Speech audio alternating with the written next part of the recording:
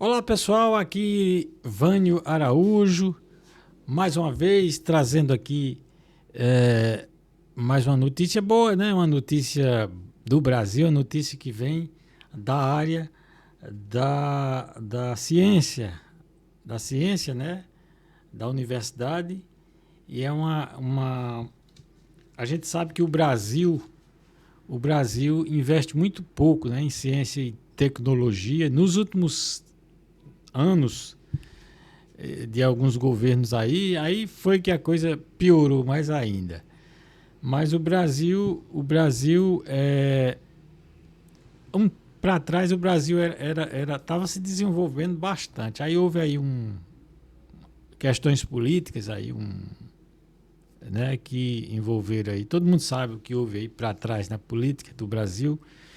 Como sempre, existe uma elite no Brasil, os ricos do Brasil, eles não querem que o Brasil evolua, porque aí eles estão ganhando, né? Eles estão ganhando. Quanto mais o povo ignorante, quanto mais um povo que não se desenvolve, quanto mais um país que não se desenvolve, melhor para eles, porque eles conseguem, né, pegar a grana, eles conseguem o mercado financeiro aí, abocanha uma grana muito boa da gente, né?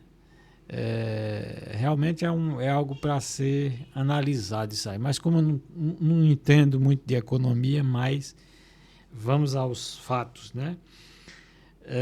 A gente sabe que o Brasil não investe muito em ciência e tecnologia. E com esse congresso que está aí, pior ainda, porque é um congresso fisiológico, que eles só pensam neles, né? Eles pensam nas benesses para eles, não para o povo, né? Você vê que tem essas emendas PIX aí, que a gente não sabe para onde vai o dinheiro. Aliás, a gente sabe para onde vai muito bem o dinheiro, a gente sabe. E dinheiro esse que poderia ser revertido para a ciência e tecnologia, para o desenvolvimento da ciência, para o desenvolvimento de estudos, né, que melhoraria a vida do Brasil, desenvolveria o Brasil e melhoraria significativamente, né, as instituições, a ciência no Brasil, incentivaria os cientistas a melhorarem e a desenvolverem mecanismos da gente poder melhorar a condição da saúde das pessoas, a própria tecnologia, a criação também de questões de mídias sociais, redes sociais. O Brasil não tem uma rede social. Se a gente olhar essas mídias grandes aí que tomam conta do mundo inteiro, e a gente sabe o que elas fazem, né? O mal que elas que elas fazem nos países, em todos os países aí pelo mundo. Proteína desenvolvida na UFRJ permite recuperação de movimentos em pacientes com lesão medular. Já imaginou? Já imaginou, minha gente? É uma proteína desenvolvida aqui no Brasil, né? Você vê que com poucos recursos a gente consegue fazer milagre. Já imaginou se a gente tivesse um investimento maciço, tanto do governo quanto das instituições também, né? Além das instituições privadas, né? O que o Brasil não faria, né? O que não melhoraria a vida das pessoas se a gente desenvolvesse mais a questão da tecnologia, a questão de desenvolvimento na ciência e tecnologia, né? Outra matéria aqui, a mesma matéria, falando do mesmo assunto, né? Que está aqui no BBC News. BBC News. Aqui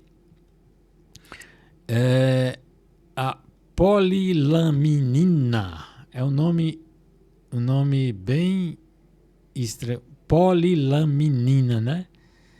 E a molécula descoberta no Brasil, por acaso, que virou esperança para reverter paralisia por lesão na medula. Tá aqui, né, o estudo aí. Aí vem aqui uma substância estudada há quase 3 décadas no Brasil, surge como uma nova esperança para vítimas de lesões na medula, embora ainda esteja nas fases iniciais dos testes clínicos, mas já é um avanço, né, minha gente? Já é um avanço aí. Trata-se da melilaminina. É um nome meio ruim de pronunciar, mas é uma versão derivada de laminina, uma proteína produzida naturalmente pelo nosso corpo e que foi desenvolvida pela Universidade Federal do Rio de Janeiro. No início deste ano, o medicamento foi autorizado pela Agência Nacional de Vigilância Sanitária, Anvisa, a iniciar a fase 1 de estudos clínicos. Essa é a primeira etapa necessária para avaliar com rigor uma substância antes que ela possa ser comercializada no país. Ainda será preciso passar por outras 2 fases para avaliar a segurança e a eficácia da molécula, algo que pode levar alguns anos, né? A autorização para o início dos testes é considerado um marco para pesquisadores que investigam a molécula há muitos anos e têm obtido resultados promissores em modelos experimentais para tratar lesões moleculares. Neste momento, tenho certeza absoluta, ainda que estamos diante de algo espetacular, mas isso é possível, destaca a professora e pesquisadora Tatiana Sampaio, que lidera as pesquisas da universidade, né, na UFRJ.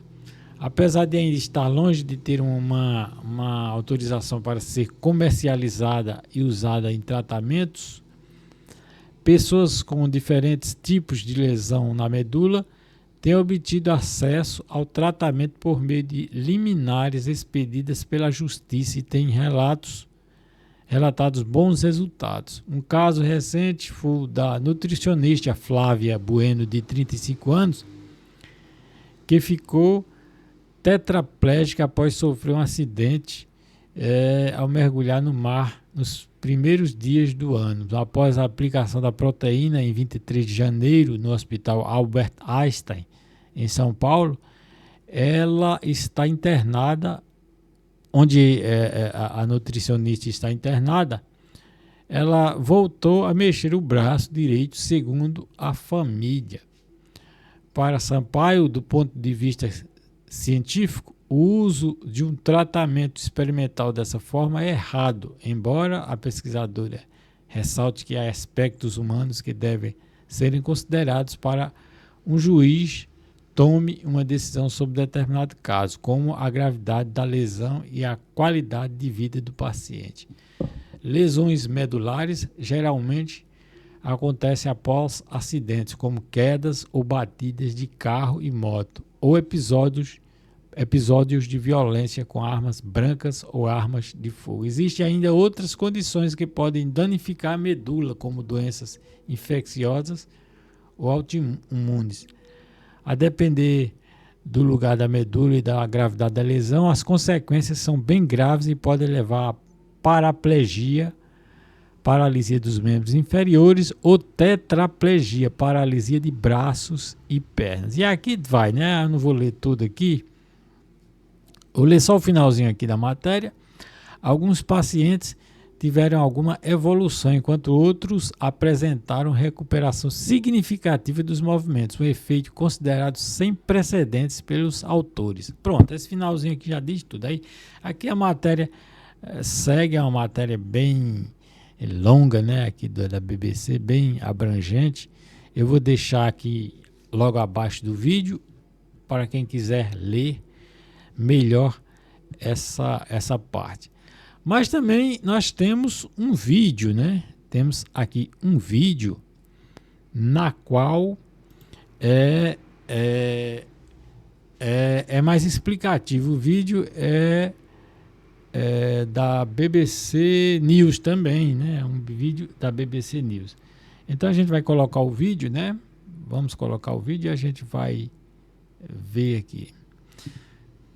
Uma substância estudada há 28 anos virou a nova esperança para vítimas de lesões na medula, apesar de ainda estar nas fases iniciais dos testes. Eu estou falando da polilaminina, desenvolvida na Universidade Federal do Rio de Janeiro. Mas o que essa molécula faz e que evidências a gente tem sobre ela? Bom, as lesões medulares costumam estar relacionadas a acidentes, como quedas ou episódios de violência. A depender do lugar da medula e da gravidade da lesão, as consequências são bem graves, então relacionadas à morte ou sequelas para a vida toda, como paraplegia ou tetraplegia. Nos casos mais sérios, quando acontece a lesão completa da medula, cirurgia e programas de reabilitação até podem ajudar, mas não existe nenhum tratamento disponível para recuperar os movimentos. E é nesse contexto que entra a polilaminina. Ela é uma versão de uma proteína que nosso corpo fabrica naturalmente, a laminina. A proteína laminina ela é muito importante, já se sabia que ela tem muitas funções no corpo, dentre elas fazer os axônios crescerem, que são as partes, a parte do neurônio que é rompida numa lesão medular. Os axônios que a professora Tatiana citou são a estrutura do neurônio que transmite os impulsos elétricos e faz essa comunicação, essa conexão entre cérebro, medula e o resto do corpo. A polilaminina é obtida a partir do processamento da placenta, um material rico nessa proteína, e ela funcionaria como uma espécie de andaime, ao oferecer suporte para que as células nervosas da medula que foram rompidas pela lesão reconstruam os axônios e recriem a conexão perdida. Os testes em laboratório com essa substância foram animadores, como você pode ver nessas imagens. Esse roedor sofreu uma lesão medular e não conseguia mais mexer as patinhas traseiras. Algumas semanas depois de receber a polilaminina, ele recuperou boa parte dos movimentos. Já essa pesquisa aqui, que não foi avaliada por especialistas independentes, testou a substância em 8 pessoas com lesões medulares. 2 delas morreram em consequência da lesão, mas as outras 6 recuperaram o controle dos movimentos do corpo, algo que foi considerado sem precedentes pelos autores. A partir dessas evidências, a Anvisa e o Ministério da Saúde autorizaram a fase 1 dos estudos clínicos, a primeira etapa para que uma substância seja avaliada com rigor antes de virar um remédio que pode ser usado no país. A meta dessa primeira fase é avaliar se a polilaminina é segura e não provoca efeitos colaterais graves. Nessa etapa serão tratados 5 pacientes que tiveram lesão medular completa, a mais grave de todas. A injeção da substância deverá acontecer em menos de 72 horas depois do acidente. Se os resultados forem bons, começa a fase 2 dos testes para avaliar a eficácia. Daí, se tudo der certo, acontece a fase 3, que testa segurança e eficácia. Se depois dessa maratona os resultados forem sólidos, a Anvisa pode aprovar o uso da molécula como um tratamento para todos os pacientes. Nós vamos nos empenhar para que a gente finalize a fase 1 até o final desse ano e que a gente não passe mais do que um ano fazendo cada fase. Então, se a gente for pensar dessa forma, em 2028 nós conseguiríamos submeter o pedido, final de 27, início de 28, nós conseguiríamos submeter o pedido de registro definitivo do produto. Mas, mesmo que a substância ainda esteja numa fase inicial das pesquisas, a expectativa de um tratamento fez com que algumas pessoas com lesões medulares entrassem na justiça para obter liminares e ter acesso à polilaminina agora mesmo. A gente vai com expectativa, né? A gente fica querendo dar a melhor condição para o indivíduo, mas nessa hora a gente que tem o conhecimento, é nessa hora que a gente é que tem que ter mais tranquilidade para falar, gente, calma, vamos respirar, vamos ver como vai o desenrolar disso, né? Então a gente ainda vai precisar de um bom tempo aí para tentar entender e um bom número de pacientes também, né, para a gente conseguir chegar a algumas conclusões. Bom, pessoal, então é isso, né? Notícia boa, cara, notícia boa mesmo, porque isso aí é o que vai trazer de esperança, né? Você já imaginou uma pessoa viver numa cadeira de rodas? Você não ter condições assim de uma pessoa que foi que tinha todos os seus movimentos, era uma pessoa normal, e de repente você ter a esperança de voltar a ter os seus movimentos, você ter sua liberdade, poder se locomover novamente. Realmente isso não tem preço, né, gente? Não tem não tem preço essa notícia, né? Então, realmente, tomara que ainda, apesar de estar na fase inicial e já ter bons resultados, né, a gente espera que realmente dê tudo certo, que as outras fases sejam só para cada vez mais dar mais esperança e que as pessoas comecem a realmente melhorarem, né? Ficarem boas dos seus problemas de tetraplegia, paralisia e tudo mais. Bom, gente, era isso por o momento. Pelo momento é só isso. Eu acredito que muita gente vai gostar dessa matéria, né? Eu creio, né? E eu quero pedir a você que, se você não for inscrito no canal, se inscreva no canal. Esse canal começou agora há pouco. A gente traz essas notícias, a gente traz coisas boas, a gente procura sempre trazer uma reflexão aqui para a vida, né? E trazendo as notícias boas que a gente procura cada vez mais desenvolver para vocês. E por hora é isso. Agradeço a todos que gostaram. Como eu disse, se inscreva no canal, compartilhe, comente aí alguma coisa abaixo para a gente cada vez mais ir crescendo no canal. Um abraço a todos e tchau!